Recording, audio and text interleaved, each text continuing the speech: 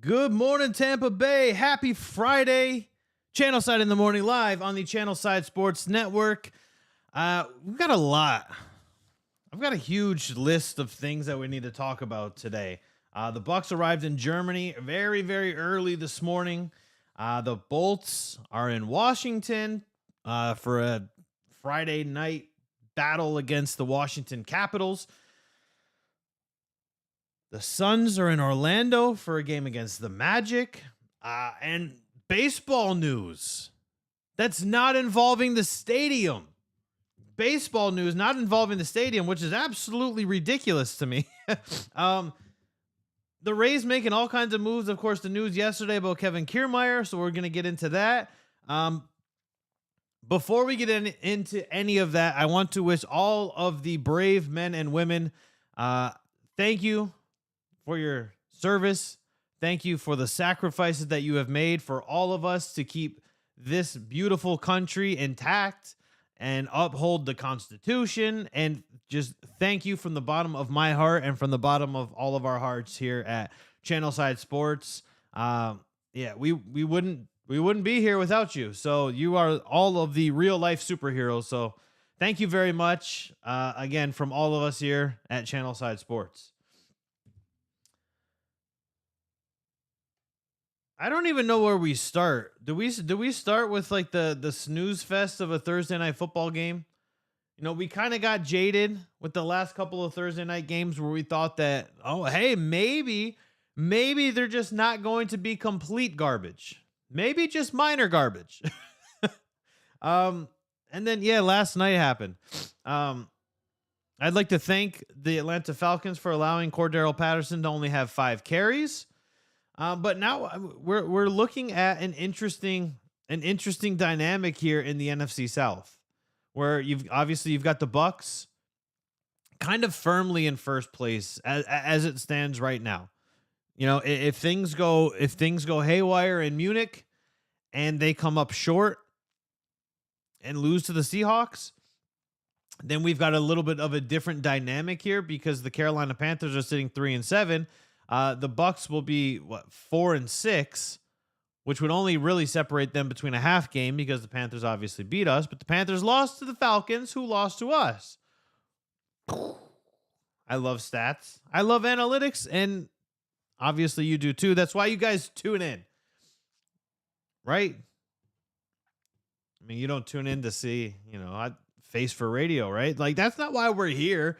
We're here to talk sports. We're here to obviously focus on Tampa, but we talk about the big stories. This is what we do here at Channelside Sports. Kyrie Irving and Nike, nixed. Completely over. I find that crazy. I find it crazy how fast it's, this is the world that we live in though, right? No matter what side of the spectrum you're on in the Kyrie Irving situation, my stance is this: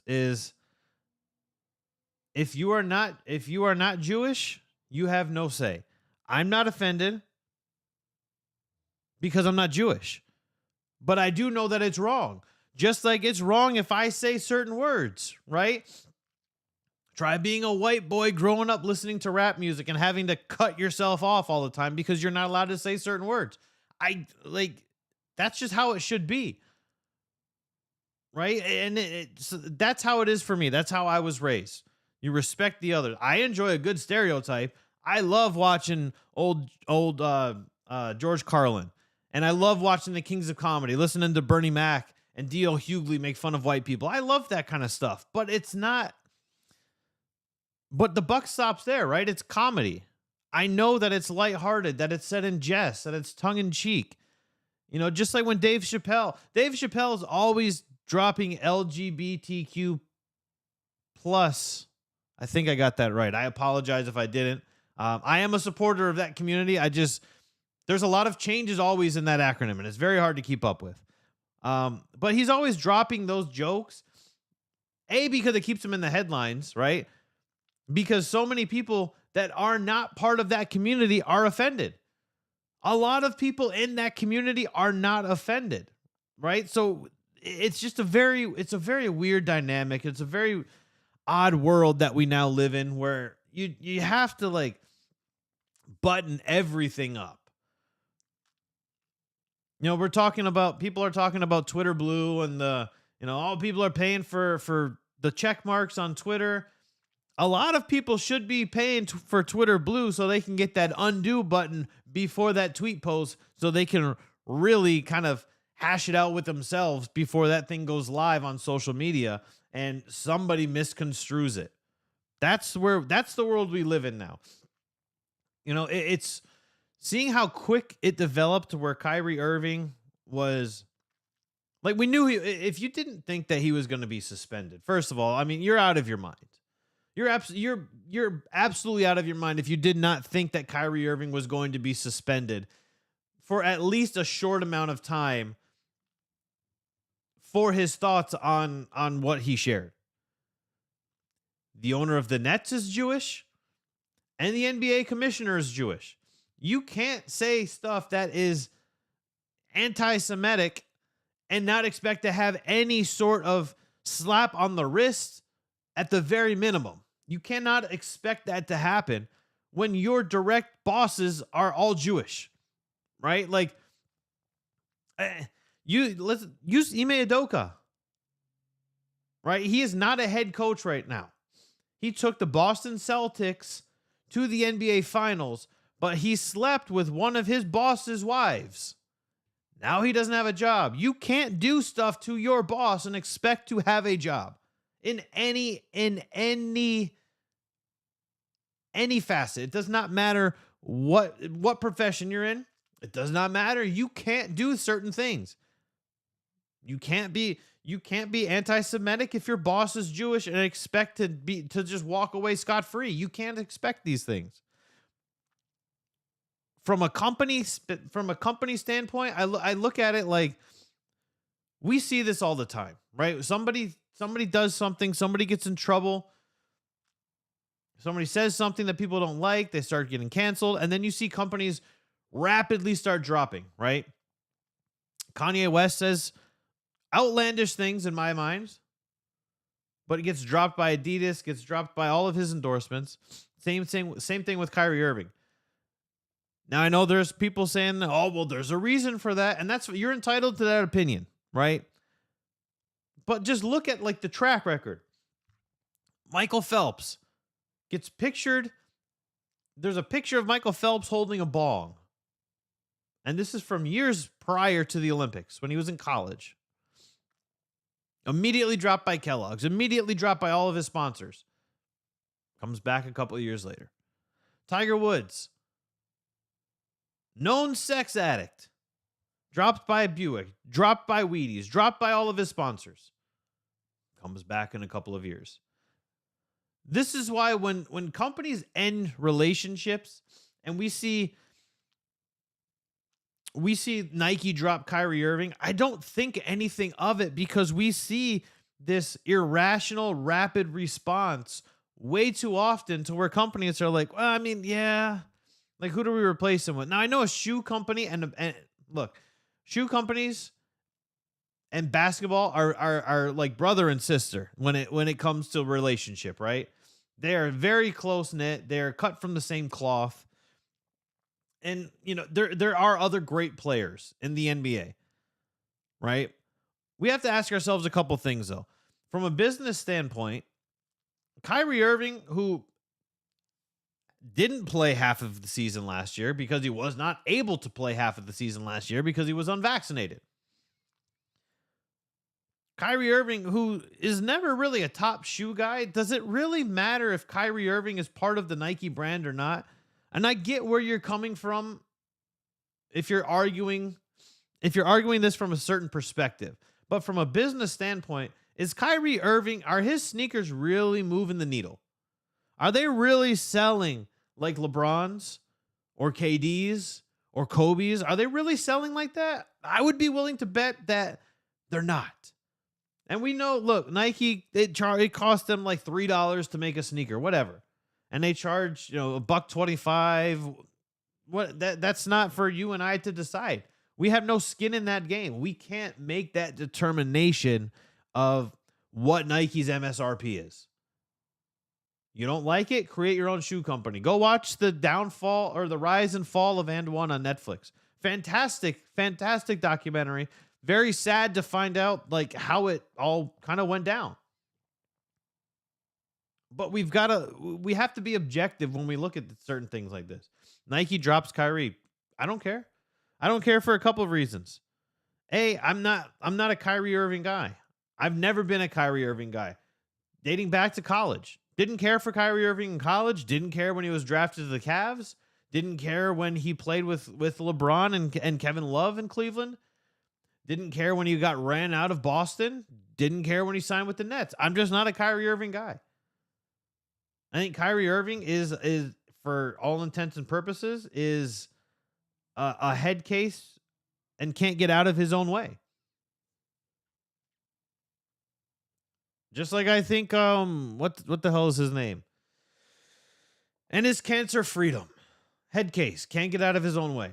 I understand. And just like with Kyrie, I understand what you're trying to say and understand what you're trying to do and what you're trying to accomplish. But you're going about it in such a wrong and unjustified way that it's falling on deaf ears. Unless you're just blindly supporting somebody, it's falling on deaf ears. I don't know. It's kind of a crazy dynamic to me. The Suns are in Orlando tonight. Huge matchup for the Magic. We talked about this yesterday. The Magic kind of struggling throughout the season. They've got 3 wins on the season, 3-9. Who are the 2 of their wins against? Golden State Warriors. And their last win. Playoff teams. Dallas Mavericks in the playoffs. Golden State Warriors, defending NBA champions. They match up well against these good teams. Maybe that's the problem. Maybe the guys are maybe this team is young enough to where they're kind of playing down to competition, right? I'm not saying that the Magic are NBA championship material, but what I'm saying is when they're going into games where they're heavy underdogs, they seem to step up to the plate. They seem to perform better. They seem to play a cleaned up version of themselves. They seem to have less turnovers. They seem to win the paint battle, whether it's scoring or whether it's defensive rebounding, right? They seem to make that extra pass and have an uptick in their assists. But that's kind of like it's just it's an interesting dynamic, which kind of leads me to where I want to go before we even preview the game is Jamal Mosley being a plus 300 favorite to be the first head coach fired in the NBA is such an odd dynamic. It's such a weird stat line for me because you have to look at who's available. Now I know that there could be a diamond in the rough. Look at Eric Spoelstra. He goes from the video room to head coach, and oh my gosh, he's arguably in the conversation of like the top 10, top 12 all-time NBA coaches, right? So I know that there's diamonds in the rough, but if we just look at it at face value, like who is a better fundamentally sound option for the Orlando Magic outside of Jamal Mosley? What, Steve Nash? Love Steve Nash as a player, had a problem with those 2 MVP runs, but that's a conversation for another day. But Steve Nash, his odds are minus 190 to not be a head coach again this season. So odds are in favor of him not even taking the sideline again. So then you have to ask yourself, well, where do you go? Steve Nash was a good head coach, the wrong head coach for what the Brooklyn Nets needed. The Brooklyn Nets needed a Greg Popovich. They needed a law enforcement style of coach. That's what they needed because they don't have a vocal leader on the court. KD, one of the best players in the world, not a vocal leader. Kyrie Irving, vocal leader off the court, if that's the way that you want to go with Irving, is a vocal leader off the court but not on the court. They didn't have that guy. And that's what they need. They need somebody that's going to rally the troops. Even if it's somebody like a Draymond Green, right? He's going to have flashes of great games, but he's not going to be but he's loud enough and he's vocal enough to keep to align the troops, so to speak, right? He's to rally the team, to fire the team up. Like that's what you need for the Brooklyn Nets, and they don't have that guy. And Steve Nash not having that guy, kind of became a scapegoat. Steve Nash was, for all intents and purposes, was the scapegoat in the for the Brooklyn Nets. Is he fundamentally sound? Yes. Could he, in theory, if he was to take over the Orlando Magic, because for some odd reason Jamal Mosley cannot get his name untied from sportsbooks odds of being the first fired head coach, I don't know. I just don't. I don't see it. I don't see that happening. I don't see Steve Nash coming into Orlando and making any sort of difference and providing the uptick that this team needs that Jamal Mosley supposedly is not giving. I don't, maybe was it based off of experience? Because Steve Nash has had a couple playoff runs, former MVP. Like I understand it from that aspect, but Steve Nash was just let go from his job. Scapegoat or not, Steve Nash was just let go from his job because the Brooklyn Nets were underperforming. Jamal Mosley can't be let go from his job because the Magic are underperforming. The Magic are performing realistically, as frustrating as it is that they're 3-9. The Magic are kind of performing exactly where you expected them to perform. Their 3 wins, or 2 of their 3 wins, came in areas we didn't expect that. But if you told me that that the Magic should be better than 3-9, I would say that's an overachievement right now. I would say that Paolo Banchero coming out and being the best rookie was expected. 100% expected. If Chet Holmgren is playing, I still don't think that there's a question that Paolo Banchero is the best rookie. He's leading all rookies in 3 categories: points, rebounds, and assists per game. He's leading the entire rookie class. You can't not be the best rookie overall. If he's leading in 1 and somebody else is leading in 2 or something along those lines, yeah, sure. But Paolo Banchero is definitely without a shadow of a doubt, the vocal leader of this team. They've got a bunch of leaders, right? They do. They have a bunch of leaders on this team. But I think Paolo Banchero coming in and inserting himself the way he has, obviously he missed this last game, right? So he's only played in 11 out of the 12 games. But in the 11 games, he has inserted himself so well that I think that this Magic team all kind of looks at him and says, that's our guy. That's our vocal leader. This is our guy. We are rallying behind Paolo Banchero. Heading into tonight, going to be a tough matchup. Like I said, the Magic seem to match up well against perennial playoff teams, but it's going to be a tough matchup. The Suns are averaging a league low 104.7 points per game allowed. The Magic are at 17 with 113.7 points.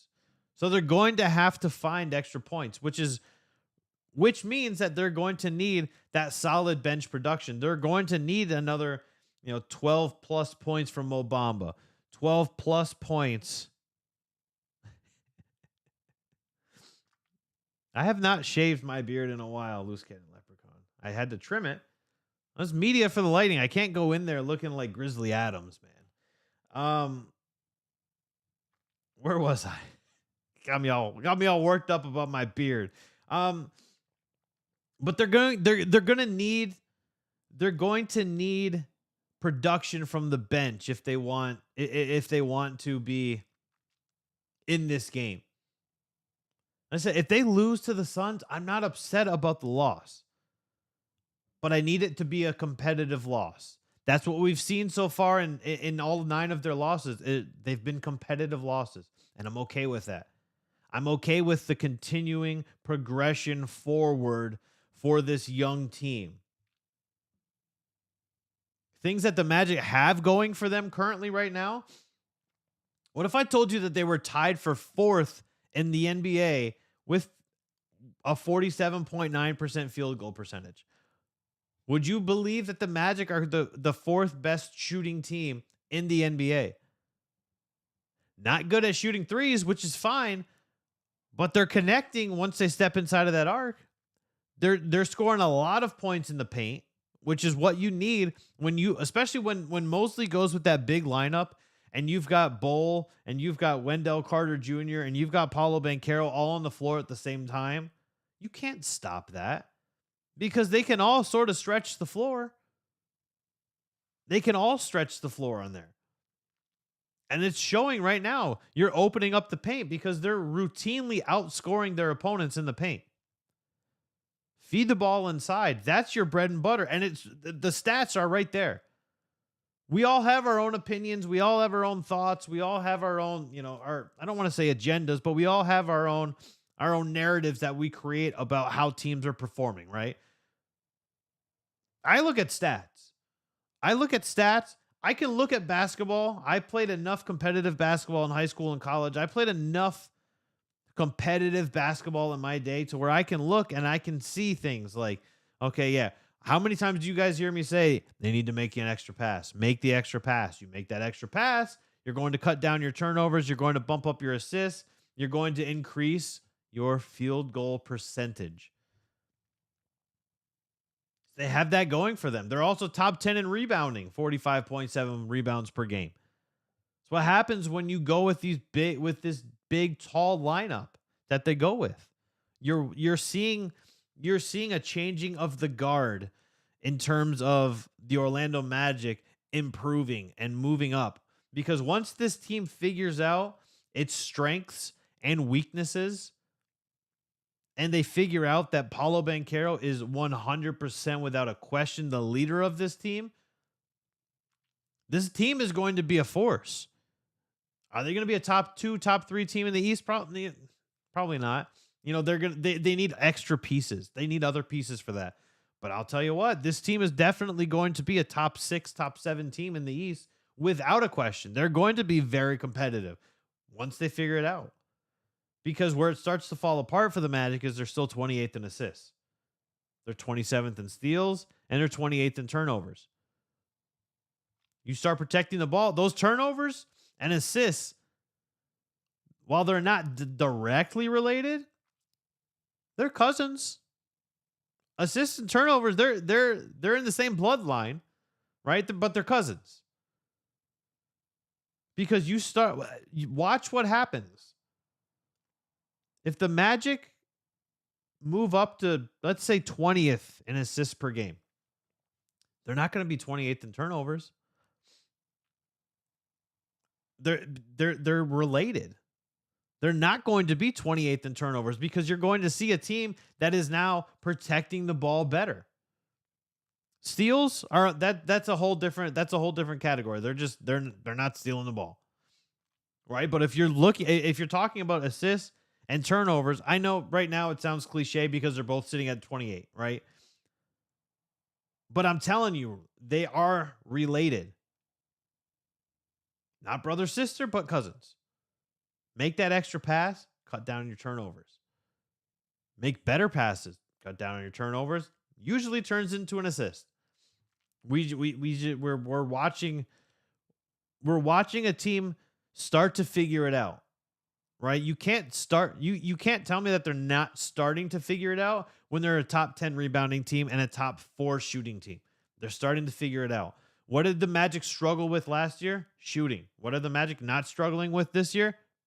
Shooting. You can't tell me that they're not going to figure it out. BetUS has, I think I said this earlier at the top of the segment. Suns are minus 280 favorites per BetUS. Head over to betus.com, sign up a new account, use the promo code Channelside. They're going to hook you up with a 125% deposit bonus. So if you want to put some money on the Magic, because we know they play pretty damn well against playoff teams, enjoy the spoils of picking the underdog and having the Orlando Magic fill your pockets because you decided to use the Channelside promo code at betus.com, where they are the most trusted source online for sports wagering for nearly 3 decades. About the time the internet came out is about the time BetUS became a thing. There's a reason why Gary Payton and Warren Sapp have all signed on endorsement deals outside of the paycheck, because you don't just, you're not a Hall of Fame player in your respective sport and just sign up blindly to companies for a paycheck. You don't do that. It's a bad look. When we get back, we're going to go to break real quick. When we get back, we're going to talk whatever the hell the Rays are doing. Not sure what the Rays are doing. But first, we're going to get into the Lightning. We'll talk a little Buccaneers football, and then like I said, we'll wrap it up. We'll try to figure out what the hell the Tampa Bay Rays are doing. We'll be back. Listen up, sports fans. Your favorite sportsbook, BetUS.com, is back for our 28th year of NFL action. With the industry's biggest sign-up bonus of up to 200%, BetUS offers our members the opportunity to cash in on all your favorite sports, including NFL, NBA, MLB, and more. We've also got hundreds of new casino games, including the coolest new European slots, and our live dealers are waiting for you at the tables. Sign up at BetUS.com today to get into the action. BetUS, where the game begins.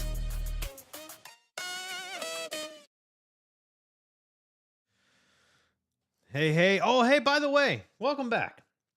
I'm going to be co-hosting Channelside Bets along with Chip and Nikki, filling in for Evan. So if you want to see this beautiful beard again, you will tune in and you will watch us live, 11:30 a.m. Get your DFS lineups intact, win some money. I think, what are they? I don't even know what the tagline is. Cash some checks and win some bets. I think that's what the tagline is. I just create the graphics. Evan kind of just runs his own show over there. He runs things by me, of course, but I can't think of that tagline right now. I'm gonna have to work on that if I'm gonna host the show. That's not a good look for me. Bolts are in Washington tonight for a matchup against the Caps. Bolts per BetUS are -145 favorites. I like to do the money line. I don't like to do the spread. Like when I'm talking about it, I don't know. I feel like it's easier to say because the spreads are usually so variant depending on the sports book, right? I know maybe that's what you're looking at if you're trying to use the promo code Channelside at betus.com, cheap plug, but I get it. The Bolts are favorites, by the way. Bolts are favorites against the Caps, which the Caps are kind of struggling. It's a weird situation for the Washington Capitals right now because they've got a point more than we do, but they've also got 2 more losses than we do. And they've only played 1 more game. So it's a weird dynamic. And that's why you love hockey, because there's so many ins and outs of how the point system works and how seeding works, especially late in the season. The Caps are averaging just under 3 points per game, while the Bolts are averaging just over 3 goals scored per game. We know that the Lightning they're a methodical team. That's kind of what the Caps are as well, right? Like, you watch what happened against the Oilers. Draisaitl and McDavid, 2 of the fastest players in the NHL. They're hard to shut down. They're just hard to stop. You watch what happened in the playoffs last year. Watch what happened. Look what happened when they played the Rangers this season as well. It's just when you match up against these fast teams, it's a difficult ask. It's a tough ask to slow down some of these guys when you have an older, more experienced, and more seasoned squad that can methodically break you down. That's what the Lightning do. The Caps are allowing 3 goals per game, which is why they're sitting under 500. Where the Bolts are allowing just over 3 goals per game at 3.08 goals per game is what the Bolts are allowing right now. We want to see that cleaned up. They don't have a full squad on defense though, right? They don't have their full defensive output. They missed Victor Hedman for a game. Cirelli is out. He's practicing, but he's been out. Eric Chernak has played a lot. Mikhail Sergachev has been playing a hell of a lot. And of course, they're still trying to figure out everything minus Ryan McDonough, who is now in Nashville. So you're looking at a team that is still early in the season, still trying to figure out a few things, right? It looks like we got some of our top lines figured out, at least on the offensive side. And we think that we have the defensive lines figured out. But like I said, there's some major players that are still missing due to injury. One thing that I notice about the Lightning right now, which is not I'm not a huge fan of, is that they are, you got to remember, at one point, I know it's early in the season, but they had the most powerful power play in the Eastern Conference. They are now 4 of 20 in the month of November on the power play. That's not an ideal situation for a team that is so heavily influenced by their power play. The Caps are an 82.2% penalty killing unit. They're absolute machines at killing the penalties. So when they're down a man, it almost doesn't even matter. You're only going to score 18%, less than 18% of the time. That's a tough ask.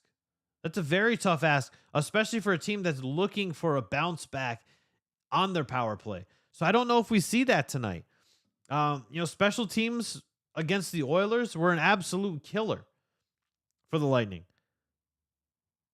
If they cleaned it up and they didn't have penalties, the Lightning win that game 2-1. And if we're counting just 5-on-5 hockey, the Lightning beat the Oilers 2-1. Especially the special teams is what was killing them. They were up 8-0 in shots on goal against the Oilers. And if we take away that barrage after they pulled Vazzy, they were outshot for the rest of that game. The Oilers came back and they took that shot on goal advantage by 1 goal before they pulled Andrei Vasilevsky and had that extra man on the ice. Little cleanup things that the Lightning need to address and need to figure out, which, like I said, we know that they will. There's not a better coach in hockey. I mean, maybe there's top 3 coach. I guess we won't be homers here, but John Cooper is as good as they come, right? He's in that conversation as the best head coach in the National Hockey League, without a question, in my mind. There's not a guy that understands the game on a different level better than John Cooper. I think we can all kind of confidently agree with that. John Cooper has been, one of the outside of the box thinkers of this game, because he looks at it through a different lens, on a different microscope than a lot of other coaches and a lot of other scouts do, which is why the Lightning have been able to be so good for such a long time. Pat on the fact that Julian Brisbois is a hell of a GM. And then if you want icing on that cake, the salary cap is going to increase, and they've already got a handful of guys under contract for 7-8 years. This team is going, I mean, we're talking about a top 5, top 10 team, at top 10 at the bare minimum in the NHL. Top 5, realistically, probably a top 5 team for the next decade is what we're looking at for the Tampa Bay Lightning. They might have a season where it kind of falls down, right? Like Stammer's going to retire eventually. He's not old per se, but he started so young that he's old in terms of mileage. Things are going to change at some point. There will be a changing of the guard for the Tampa Bay Lightning. You assume, like a Nikita Kucherov will take that C patch. Maybe Victor Hedman takes it, but it's. I don't even want to talk about that. That's kind of putting a damper on my mood. I don't want to talk about. I don't want to talk about that. What I do want to talk about is Andrei Vasilevsky has been streaky this season. Like we saw it in the playoffs. And this could just be a mileage conversation again, because that stat, because it's a true statistic. That statistic is still remaining intact because they went to the Stanley Cup final last season. So the Tampa Bay Lightning, sure, they didn't win the Stanley Cup, but they still played almost the maximum amount of games that you could play. They went 7 against the Rangers. They went 7 against the Maple Leafs. The saving grace is that they swept the Florida Panthers. Hypothetically, if they went 7 games with the Florida Panthers, you're talking 3 straight series. You're talking 21 games through 3 series in the playoffs. That is absolutely brutal to play playoff hockey to 3 straight series of 7 games. Thankfully, the Florida Panthers, who hadn't gotten out of the first round since 1996, decided that they didn't really want to play in the second round anyway. But that mileage conversation is still a very, very realistic thing. This team ended later than every other team outside of the Colorado Avalanche last season. They ended later outside of like every year for the last 3 seasons. This team has ended their season later than 99% of the other teams in the league. I think that we're still seeing, look, there's still very, very, very many highlight plays that we're seeing from Andrei Vasilevskiy. And it's not a slight, it's not a knock, it's not me, it's nothing like that. But we are seeing a streakier version of Andrei Vasilevskiy rather than a more consistent version of Andrei Vasilevskiy. And that does kind of worry me. We know that he's going to turn it on. We know that he is the best goalie in hockey. You can give me that Igor Shesterkin argument all you want. Let him build the resume that Vazzy has, and then we'll talk. Let Shesterkin build the resume that Andrei Vasilevskiy has, and then we can talk about Vazzy not being the best goalie in professional hockey. Let's do that first, okay? I want to see, and it's weird to say, but I want to see more Brian Elliott on the ice. Not because I think he's a better goalie. We all know he's not a better goalie. But I want to see Brian Elliott on the ice more because I really feel that we need to give Andrei Vasilevskiy a few more breathers. We need to give him a few more breaks.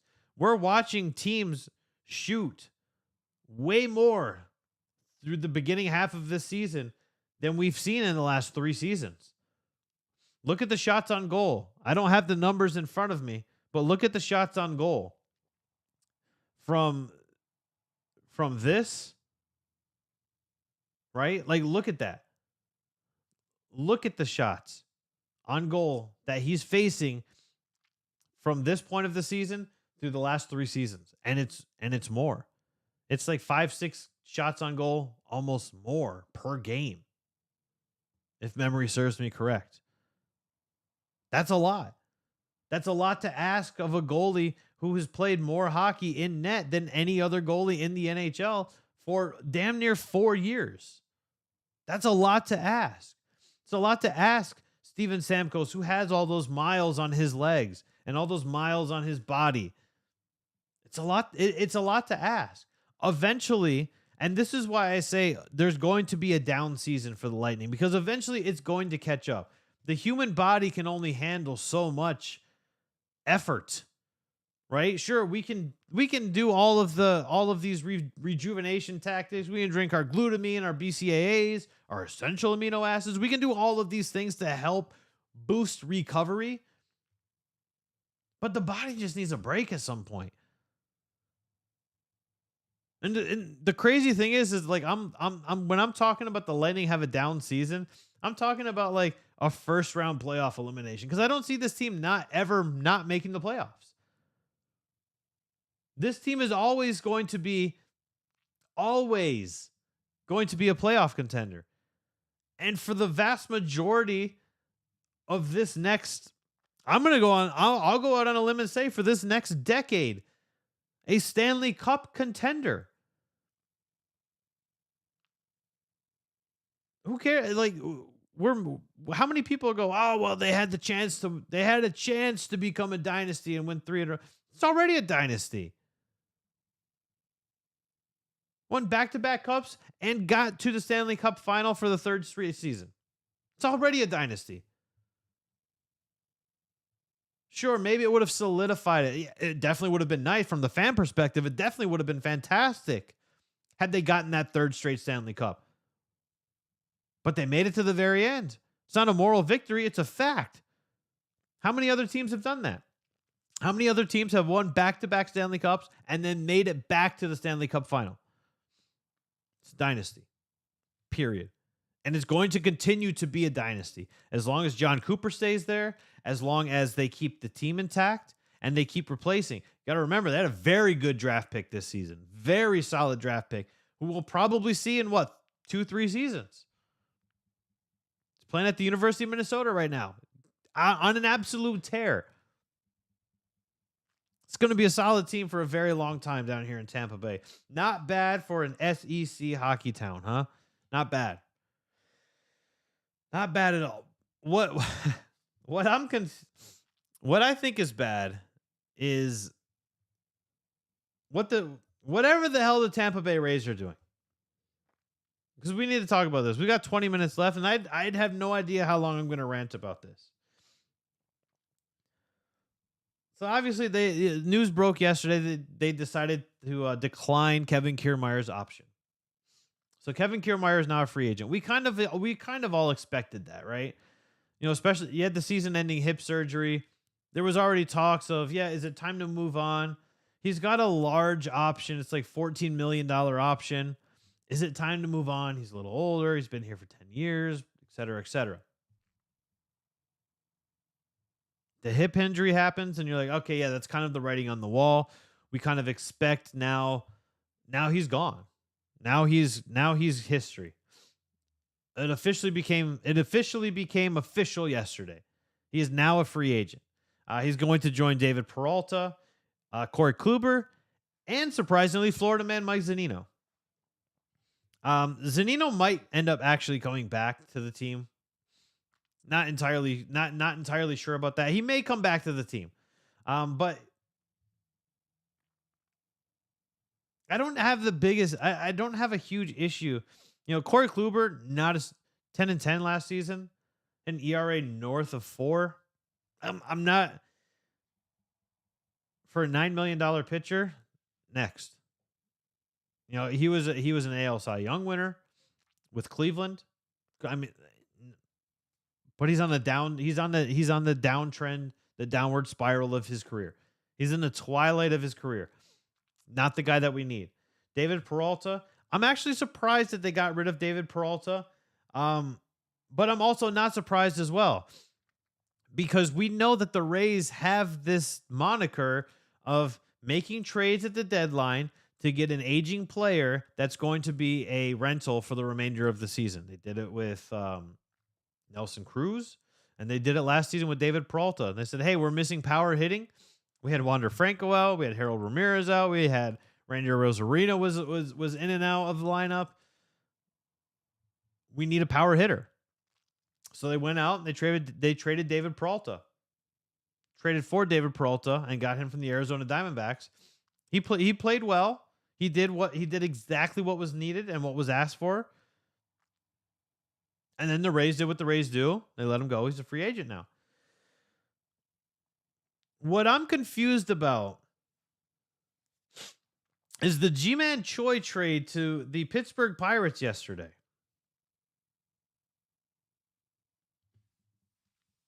The straight up 1-for-1 trade, and they got a low A pitcher from the Pirates, Jack Hartman. Now, if you're not aware of who Jack Hartman is, he pitched 18 2/3 innings last season.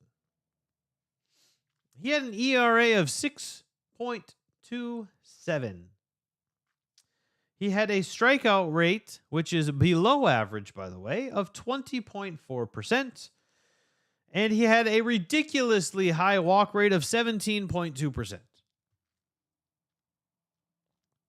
And also, since he is in his fourth year, if he does not progress through the minor leagues, he will be eligible for Rule 5 draft anyway, which means he might not even be on the Tampa Bay Rays. He might go to another 40-man roster.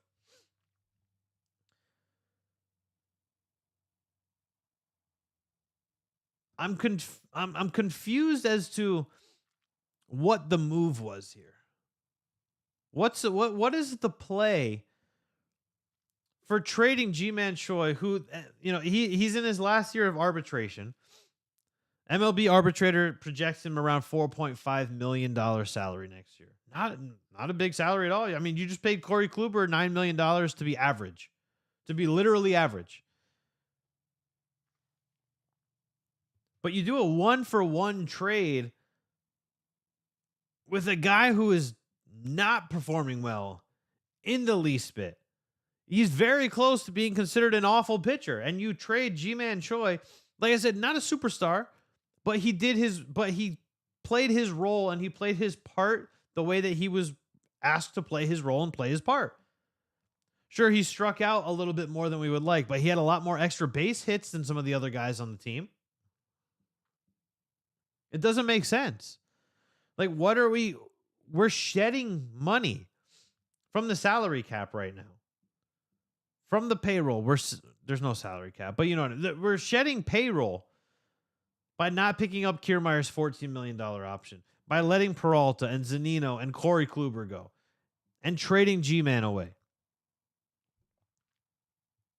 Do we really think that Stu Sternberg is going to pay to play in free agency and try to sign some of these big free agents? He's never done it before. Why would he start doing it now? Maybe that was an ask by the brass of Pinellas County to keep this team in in St. Petersburg.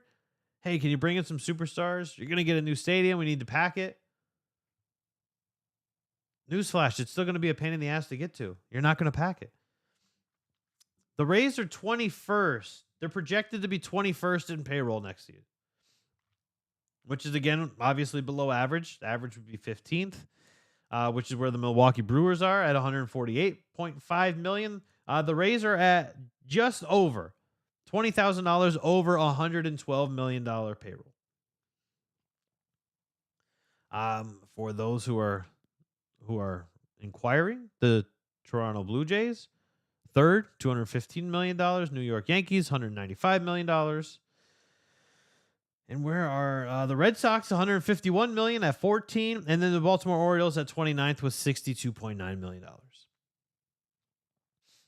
I know there's people sitting there. They're listening to this, whether you're listening to the podcast, whether you're listening to us live or the replay on YouTube. I go, well, how did that work out for the Blue Jays? How did that work out for the Yankees? The Rays are doing just fine at $112 million. Sure. How did it work out for Houston at 11th overall with $165 million? How did that work out for them?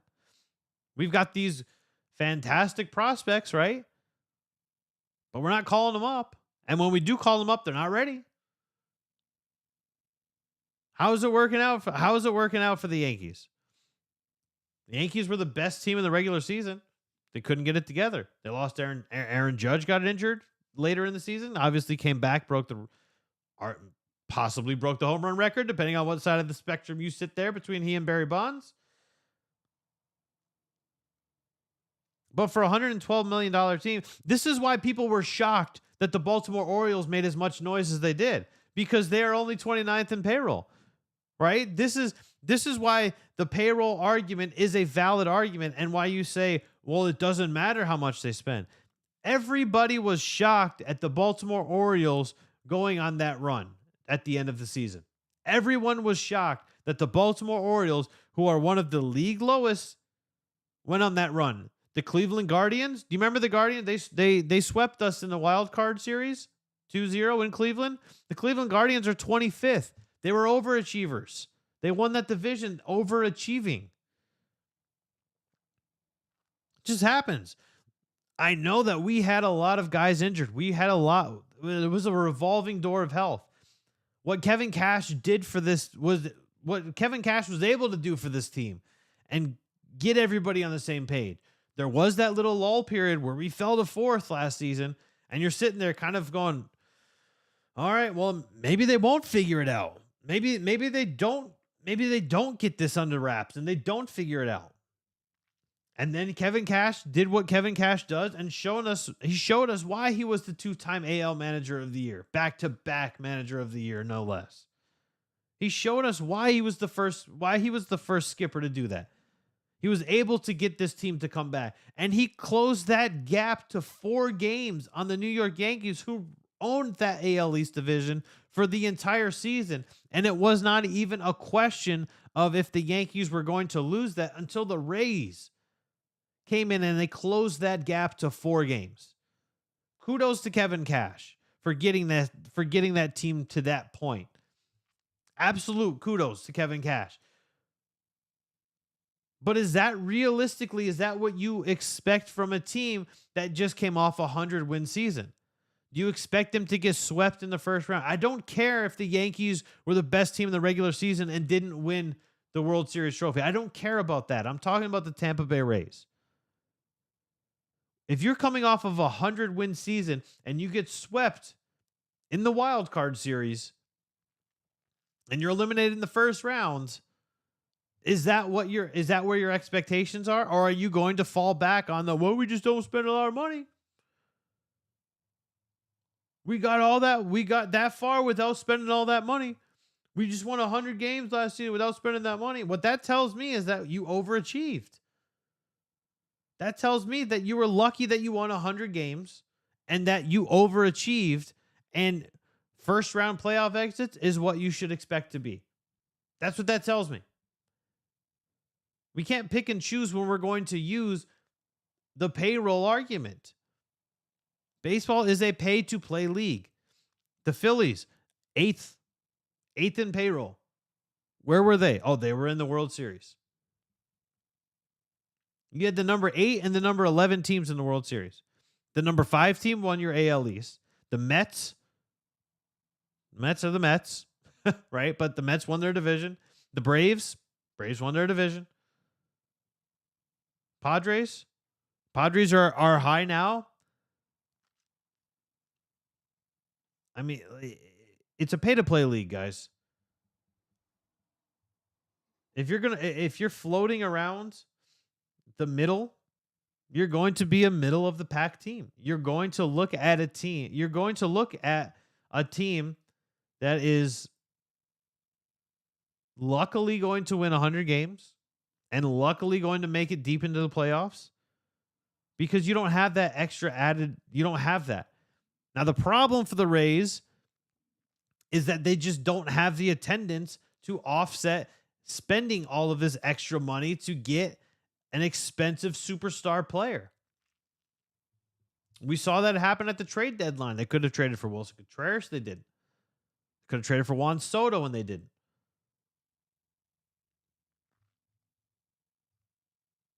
I know you have that narrative of, Juan Soto wants X amount of dollars. Juan Soto never said that. Juan Soto's agent never said that. He rejected a contract because he didn't want to play with the Nationals anymore. That was common knowledge. That was out there with that report of rejecting that contract, is he did not want to commit long-term to the Washington Nationals. Had nothing to do with the finances. It's almost like that Jameis Winston conversation of, he wants $30 million. Where did that come from? It didn't come from his agent. It didn't come from him. It was never denied by them. So that didn't help that did not help that fact at all. But we're buying it, and this goes back to that whole Twitter checkmark thing. You guys were buying into fake news, checkmarks or not. How many times did you see somebody from Ballsack Sports and Cox Sources getting 1,000 retweets, a million comments? Like, this is the stuff that you guys bought into, checkmark or not. Nobody wanted to do their research. Nobody wanted to do any of their due diligence. That's what you were buying into. Just like what you were buying into with Juan Soto's financial aspirations. That's what we were buying into, is internet narratives. It's like the Buccaneers don't run the ball, but somehow Leonard Fournette is a top 11 running back in carries. But the Bucs don't run the ball. Leonard Fournette somehow just has 121 carries, which is the 11th most in the NFL. Right? We just buy into all of this make-believe mumbo jumbo. For what reason? I don't know. it's fun to talk sports, but I like to talk sports with people that aren't not making stuff up, that are not falling for false narratives and fake news. I've used the term fake news way more than I ever have over this last week because it's running it especially here in Tampa. It's running the Buccaneers world right now. It's absolutely running the Buccaneers world, and it starts and ends with Leonard Fournette really being but I don't know. All I know is that the Bucs should win on Sunday, and they need to win on Sunday. I touched on this yesterday. It's a very important dynamic because it's an NFC team and it's a good NFC team that they're facing in the Seattle Seahawks. So it's a very important dynamic for them to win in terms of playoff implications already at this stage, because it looks like the Seahawks are going to win their division. The Buccaneers should win the NFC South. So this is a very important game. This early in the season, it's a super important game for the Buccaneers to win. Antoine Winfield should be back. Obviously, he's going to be a game time decision. Hopefully Tom Brady and Mike Evans sat next to each other on the plane over there, and they just looked at one of Tom Brady's cracked screen Microsoft Surface tablets and tried to dissect where they're falling apart in terms of their chemistry, because this is a new thing for Mike Evans and Tom Brady. This is not a situation and a scenario that they have ever seen. They've not ever been part of a problematic experience like this where they just can't get on the same page. Mike Evans dropping passes that he would normally catch in his sleep is a new thing for Mike Evans. Maybe his confidence is shaken up a little bit. The Seahawks are a team where you can pass on the Seahawks. Maybe it's time for that. Maybe that's what the time is. Where are the Seahawks? Let's look this up here real quick. The Seahawks, in terms of passing yards allowed per game, just under the middle of the pack. They're allowing 225.9 yards per game. Maybe this is the get right game for Mike Evans. We talk about get right games for the Bucs over the last 4 weeks. Last week was a win. I wouldn't call it a get right game. I would call it a Tom Brady takeover game, because that's exactly what we saw. We saw Tom Brady tell Byron Leftwich, "You're my guy. I love you. I'm going to put this team on my back. We're going to drive down the field. Scotty Miller's going to drop a touchdown. The win's going to be taken out of our sails, but don't worry, we're going to come right back and we're going to win this game." That's what we saw. We saw Tom Brady take over, and maybe that's what we need. Maybe that's all that we need. We needed a clear-headed and a clear-minded Tom Brady to come back, take over the game, because that 45-year-old sluggish, looked like his mind was somewhere else quarterback, that wasn't there. That wasn't there against the Rams. He statistically was really bad in terms of completion percentage, but a lot of those were drop passes. Julio had 2 drops. Mike Evans couldn't connect with Mike Evans. Evans, I think, had 3 actual drops. Not a good day. But the Bucs should win. Hopefully everybody enjoys waking up. We might do. You know what? Follow us on Twitter. Make sure you look for the Channelside Sports Network. We'll do a morning Twitter space where we can get hyped and talk about the Tampa Bay Buccaneers. How about that? Let's go ahead. We'll do that, and we'll get amped for the game. Everybody have a fantastic weekend. Make sure you tune in to Channelside Bets live at 11:30 on Sunday. I'll be hosting. And yeah, we'll finish up the game watching the Bucs, talking some sports, getting your fantasy lineup set. I'm Danny. We're going to do it all over again Monday. Make sure you tune in Channelside Bets on Sunday and the Twitter space to get you hyped